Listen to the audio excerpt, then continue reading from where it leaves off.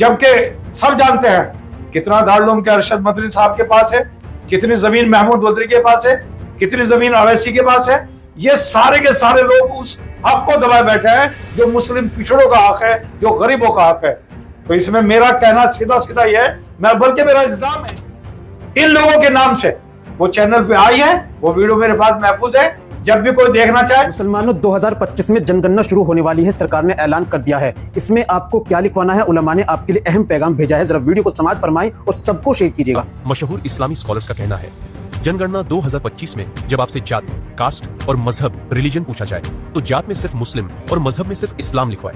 कभी भी खान, पठान, अंसारी, कुरैशी जैसे बिरादरी के नाम न लिखवाए। इनसे हमारी तादाद बढ़ती है और एकजुटता कमजोर होती है।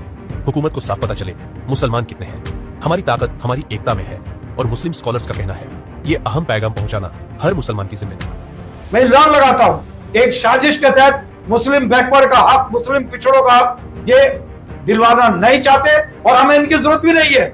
हम तो अपने लोगों से कहेंगे, अरे जब जाति जनगणना के लोग आपके पास आए कर्मचारी, तो आपको सीधा सीधा जाति कॉलम में अपनी बिरादरी का नाम लिखवाना है और मजहब के कॉलम में इस्लाम लिखवाना है। हम भी परेशान हैं इनसे, अगड़ों से हम भी इनसे परेशान हैं, लेकिन हमारे कुछ लोग फिर भी इनके साथ जुड़े होते हैं आस्था के नाम पे, क्योंकि ये कह देते हैं कि अकल को दखल नहीं है मजहब में। अजीब, तो वो आपको भ्रमित कर रहा है, गुमराह कर रहा है, क्योंकि एक कॉलम उसके अंदर है धर्म का। धर्म के कॉलम में ऑलरेडी इस्लाम आएगा। जब इस्लाम आएगा तो हमारी तादाद अपने आप सामने आ जाएगी। तो ये हमारे साथ एक 420 करके धोखाधड़ी, इसमें मुकदमा भी हो सकता है, जो इस तरह की जो चैनल वाले इस तरह का चला रहे हैं, जो कह रहे हैं।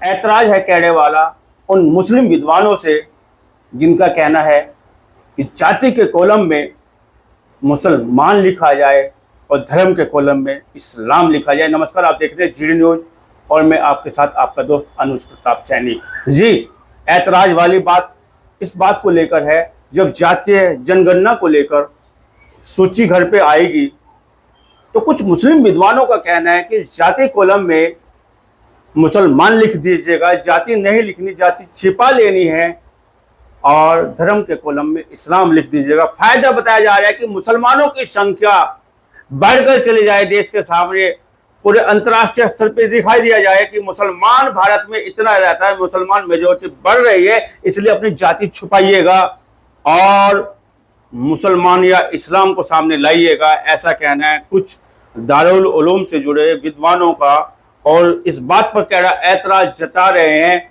मुस्लिम पिछड़ा वर्ग संघर्ष समिति मोर्चा के राष्ट्रीय अध्यक्ष इकबाल भारती। इकबाल भारती वो शख्सियत है जो न केवल कुरान के बहुत अच्छे विद्वान हैं, उन्होंने वेद पढ़ा है, उन्होंने तमाम वो ग्रंथ पढ़े हैं या धार्मिक वो ग्रंथ पढ़े हैं जिनके पढ़ने के बाद व्यक्ति की सूझबूझ न केवल बढ़ती है बल्कि उसका एहतराम भी बढ़ता है, उसकी शख्सियत पे भी चार चांद लगाने का कार्य होता है, और सामाजिक न केवल कार्य करता है बल्कि समाज सुधार का आप कार्य करते हैं। ऐसे इकबाल भारती इस बात को लेकर कड़ा ऐतराज जता रहे हैं, जिसमें कहा गया है कि जय आप अपनी जाति छुपाइएगा, वहां पे मुसलमान लिखिएगा, वहां पे इस्लाम लिखिएगा। जीडी न्यूज के साथ है, आपका बहुत बहुत स्वागत है। शुक्रिया आपका अनुज जी, आपने मुझे मौका दिया, आपने मुझे बुलाया है, इसके लिए आपका धन्यवाद। क्या कहना चाहेंगे कि जाति है कि जाति नहीं? देश पे आप काम कर रहे हैं, जाति पे काम कर रहे हैं, जाति को सामने लाना चाहते हैं। अगर जाति को छिपा लिया जाए, सब लोग एकजुट हो जाए, पूरे सब लोग हिंदुस्तानी हो जाए, तो आप तो जाति सामने लेके आना चाह रहे हैं, नाराज हो रहे हैं, कह रहे हैं, ऐतराज जता रहे हैं, क्या कारण है? जिस चीज को 50 साल से हम लोग डिमांड कर रहे थे कि जाति जनगणना होनी चाहिए, लेकिन आज अगर सरकार उसे दे रही है हमें, मैं वो इंसान हूं कि मेरे बारे में सब जानते हैं कि मैं मुस्लिम पिछड़ा वर्ग संघर्ष मोर्चा चलाता हूं। मैंने कभी भी जाति को प्राथमिकता नहीं दी, लेकिन आज उस जाति से हमें कुछ मिलने वाला है। आज उस जाति से बैकवर्ड को आरक्षण मिलेगा, आरक्षण में वो डीएम भी बनेंगे, एसएसपी बनेंगे, वो सारे सरकारी मुलाजमतों में उनकी भागीदारी होगी। लेकिन कुछ लोग इस बात को पचा नहीं पा रहे, वो एक चोरा ओढ़ करके आ रहे हैं इस्लाम का, वो मुसलमान बन के सामने आ रहे हैं और मुस्लिम बैकवर्ड का नुकसान चाह रहे हैं। उनका ये उदाहरण कि जाति कॉलम में मुस्लिम लिखिए और मजहब के कॉलम में इस्लाम लिखिए, जिससे कि हमारी तादाद ज्यादा दिखे। वो किसे बेवकूफ बना रहे हैं? हम जानते नहीं क्या इन चीजों को? हमें मालूम नहीं कि जाति के अंदर जो हमारा कॉलम होगा, जब उसमें बिरादरी आएगी और धर्म के कॉलम में हमारा इस्लाम आएगा, तो सीधी सी बात है कि हम लोगों की तादाद अपने आप दिखेगी।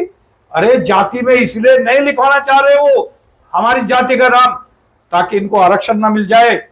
और ये अगड़े लोग, ये अगड़े मुसलमान, जिन्होंने आज तक, जब से हिंदुस्तान आजाद हुआ है उससे पहले से इनकी प्लानिंग है कि 85% जो मुस्लिम बैकवर्ड है, इसको अगर इनका हक मिल गया या इनको फैसिलिटी मिल गई तो ये उनसे बहुत आगे जाएंगे। क्योंकि मेहनत का तबका अगर है तो वो मुस्लिम पिछड़ा है।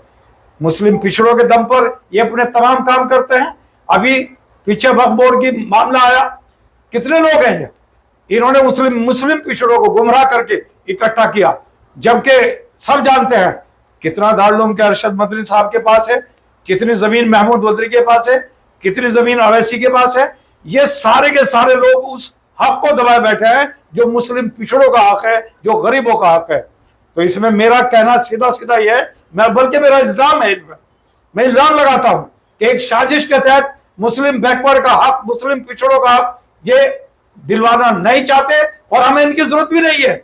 हम तो अपने लोगों से कहेंगे, अरे जब जाति जनगणना के लोग आपके पास आए कर्मचारी, तो आपको सीधा सीधा जाति कॉलम में अपनी बिरादरी का नाम लिखवाना है और मजहब के कॉलम में इस्लाम लिखवाना है। बड़ी तोहमत लगा रहे हैं आप ऐसे लोगों पे जिन्होंने ये बात सामने लाई है कि जाति के कॉलम में मुसलमान लिखिएगा। कौन लोग हैं जो इस बात की इशारा कर रहे हैं कि पिछड़ों को अलग न किया जाए, पिछड़ों को हक ना मिल जाए? आप जिन पे तोहमत लगाए, किस तरह के, क्या नाम है उन लोगों के? देखिए, मैंने एक वीडियो देखा है, उस वीडियो में जो एंकर बोल रहा है वो बोल रहा है उलमाए दीन का पैगाम मुसलमानों के नाम, और उसमें जो फोटो लगा रखी है वो मौलाना अरशद मदनी और मौलाना सज्जाद नोमानी की लगी हुई है। इन लोगों के नाम से वो चैनल पे आई है, वो वीडियो मेरे पास महफूज है, जब भी कोई देखना चाहे। बल्कि मैंने अपने फेसबुक अकाउंट पर उसकी पोस्ट भी डाली है और मुझे रात ही गुस्सा आ गया जब उसे देख करके, तो मैंने रात के 12 बजे के बाद में ही लाइव आया और लाइव आकर के अपने लोगों को मैंने बताने की बात करी। और ये इतना ही नहीं, बल्कि अगर इस साजिश को इन्होंने इस तरह से जारी रखा तो हम इनका विरोध सड़कों पर करेंगे, क्योंकि ये हमारा हक छीनना चाह रहे हैं, ये हमें बेरोजगार बनाना चाह रहे हैं। जो सरकार हमें मुराद देना चाहती है, आरक्षण के नाम पर जो सरकार हमें हमारे लिए कुछ करना चाहती है, ये उसको रोकना चाहते हैं। ये हमारे दुश्मन है, ये हमारे कुछ भले की बात नहीं सोच सकते और आज तक नहीं सोची। तो ये मेरा इल्जाम है कि हम अगर या तो अपनी हरकतों से बाजा जाए, वरना सड़कों पर आकर के हमारे लोग इनका विरोध करेंगे और हम उसमें पूरी तरीके से इनके खिलाफ, इनके पुतले तक जलाएंगे, इनके हम खिलाफ नारे लगवाएंगे, जल्द से करेंगे, प्रदर्शन करेंगे, अपने लोगों को जागृत करेंगे। वो जनगणना में सही पैगाम, सही कॉलम में, सही जगह पर जाति में अपनी बिरादरी का नाम और मजहब में इस्लाम का नाम है। हिंदू, मुस्लिम, सिख, ईसाई आपस में भाई भाई। हिंदुओं की तो जाति सामने आ गई, हिंदू तो जाति से बात करता है, हिंदुओं की तो तमाम जाति है। मुस्लिम की जाति अभी तक सामने नहीं आई है। क्या तेली, गाड़ा और जितनी भी जातियां हैं, धोबी, क्या अब मुसलमान को उसके नाम से जाना जाएगा? नहीं, देखिए, जहां तक मैं बता दूं आपको, इस्लाम अपनी जगह, मैंने कभी भी बिरादरी की बात नहीं करी, लेकिन आज जब सरकार हमें बिरादरी के नाम पर ही देना चाह रही है, इसके अलावा कोई ऑप्शन नहीं है। वो चाह रही है अगर मुसलमान के नाम पे तो आरक्षण मिलेगा नहीं, मुसलमान के नाम पे तो नौकरी मिले नहीं।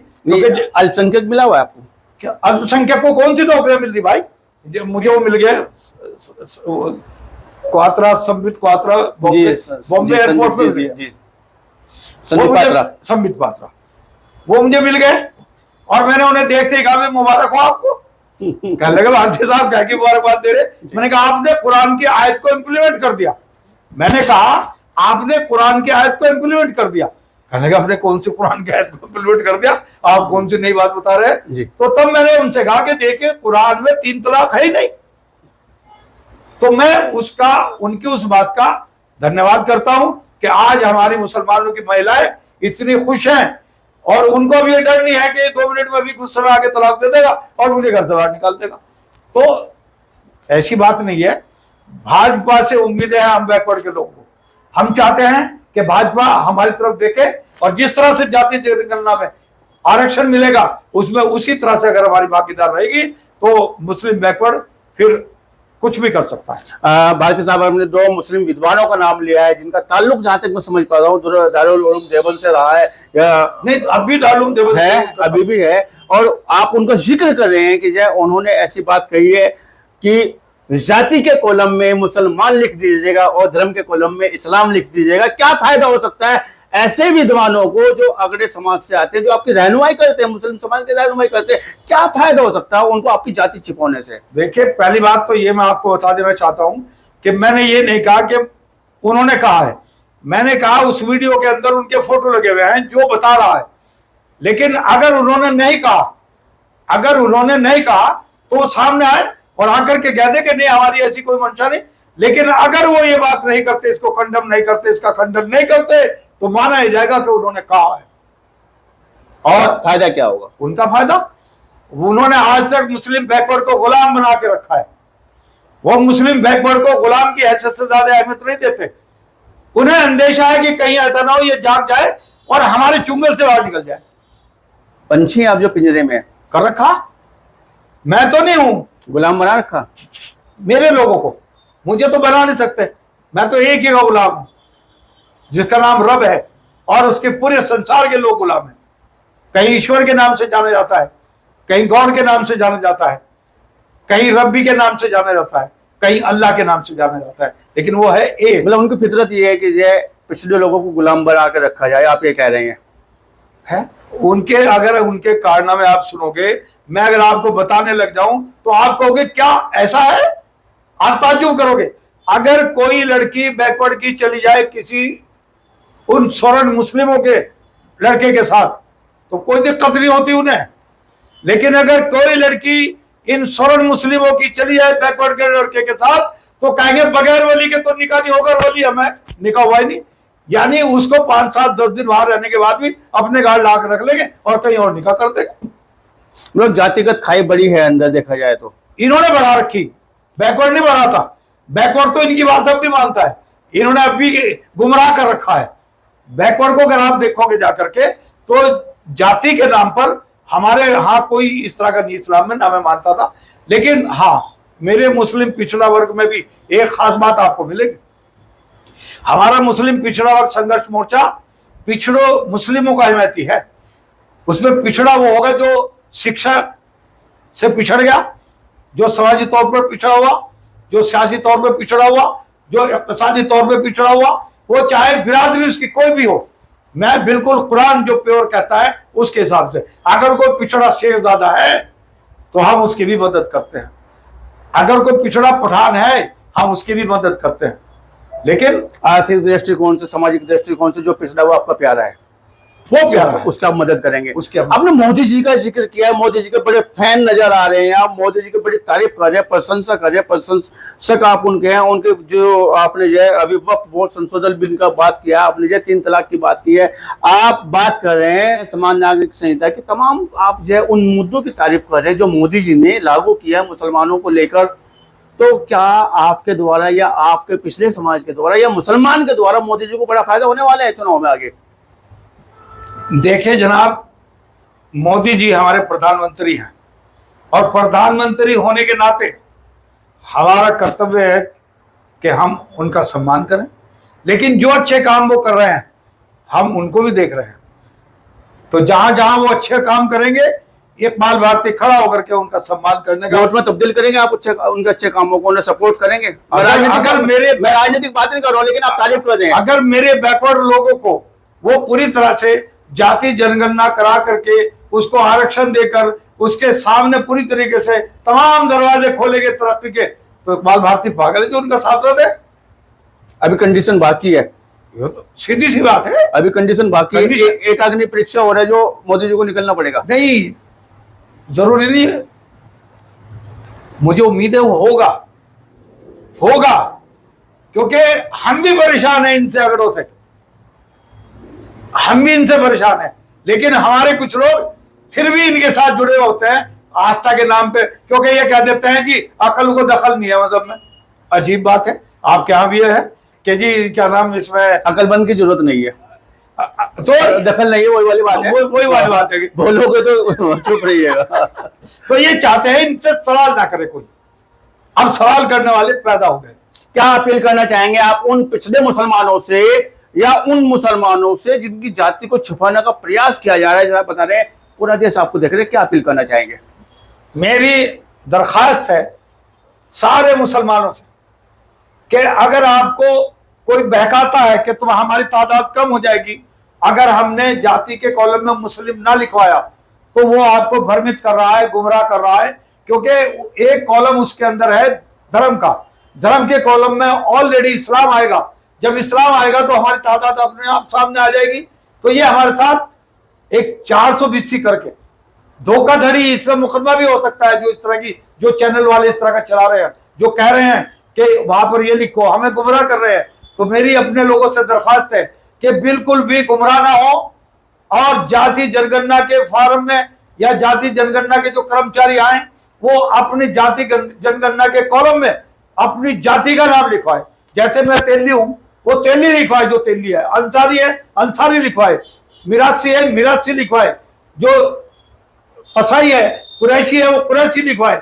इसी तरीके से लोहार, मनियार, कहार, ये सब अपनी अपनी बिरादरी, बहुत सारी बिरादरियां, 30-35 बिरादरी हमारी है जो बैकवर्ड है, जिनको आरक्षण में लाभ मिलेगा। तो वो उनको चाहिए कि वो इस बात का ख्याल रखें और किसी मौलवी के, किसी मस्जिद के इमाम के, किसी के बहकाव में ना आए, क्योंकि इन पे एक चोर दरवाजा है अपने काम को मनवाने का।